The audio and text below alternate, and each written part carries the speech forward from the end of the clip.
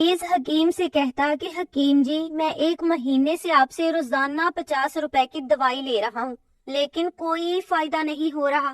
تو حکیم نے کہا کوئی بات نہیں، کل میں تمہیں 40 روپے کی دوائی دوں گا، 10 روپے کا فائدہ ہوگا دیکھنا۔ اپنے دوست سے بولا کہ آج ہمارا جمعہ کا نماز قضا ہو گیا۔ دوست نے کہا ہے وہ کیسے؟ پٹھان بولا ہم نماز کے لیے کھڑا ہوا تو امام صاحب بولا اپنے اپنے موبائل بند کر لو۔ میرا موبائل گھر پر تھا، ہم بند کر کے آیا تو جماعت ہی نکل گیا۔ زون کسٹمر کیئر والے سے پچھلے 3 گھنٹے سے انٹرنیٹ نہیں چل رہا میرا، بتائیں میں کیا کروں؟ کسٹمر کیئر والا کہتا بہن جی تب تک گھر کے کام ہی کر لو۔ سردار اپنی بیوی کے ساتھ کہیں جا رہا تھا، ایک لڑکے نے آنکھ ماری۔ سردار غصے سے بولا تمہیں شرم نہیں آتی، مجھے آنکھ مارتے ہو؟ لڑکا کہتا تمہیں نہیں تمہاری بیوی کو ماری ہے۔ سردار بولا او سوری یار میں نے تم کو غلط سمجھا۔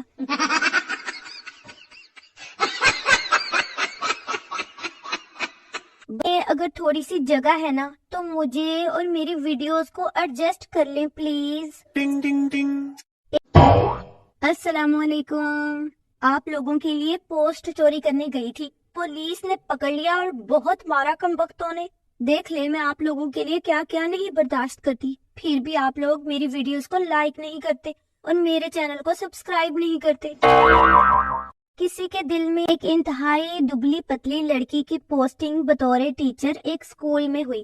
ایک دن اس نے بچوں سے پوچھا کہ زمین کیوں گھومتی ہے، تو ایک شاگرد اٹھا اور بولا ٹیچر جی ناشتہ واشتہ کر کے آیا کرے، نہیں تو زمین ایسے ہی گھومتی محسوس ہوگی آپ کو۔ میری پرانی تحقیق کے مطابق گورنمنٹ اسکول کے ٹیچرز اپنی بیوی کا غصہ اسکول میں اسٹوڈنٹس پر اتارتے ہیں۔ سوال پوچھا گیا کہ ایک عورت 1 گھنٹے میں 20 روٹیاں بنا سکتی ہے، تو 4 عورتیں مل کر 1 گھنٹے میں کتنی روٹیاں بنائیں گی؟ تو جواب ملا 1 بھی نہیں، کیونکہ باتیں ہی ختم نہیں ہوں گی ان کی۔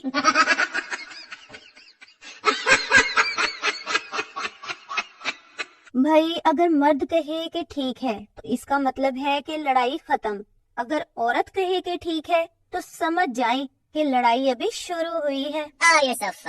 آج کل تو 12-13 سال کے بچوں کے فیس بک سٹیٹس بھی کچھ اس طرح ہوتے ہیں، یاد ماضی عذاب ہے یارب، فیلنگ سیڈ۔ اب بندہ پوچھے کہ امی نے فیڈر میں دودھ میں چینی کی بجائے کیا نمک ڈال دیا تھا جو اتنے سیڈ سٹیٹس لگا رہے ہو؟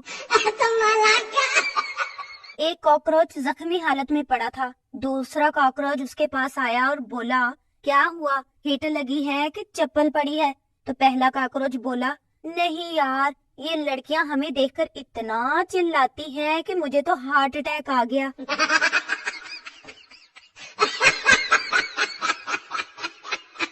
بھائی پاکستان واحد ملک ہے جس میں ایڈریس شروع کہیں سے بھی ہو ختم ایک ہی جگہ پہ ہوتا ہے کہ وہاں جا کے کسی سے بھی پوچھ لینا۔ کاش کوئی مجھ سے بھی ایڈریس پوچھے اور میں بھی کہوں مٹی دے ٹبے دے سجے پاسے ٹوبے دے ناڑو نانوے۔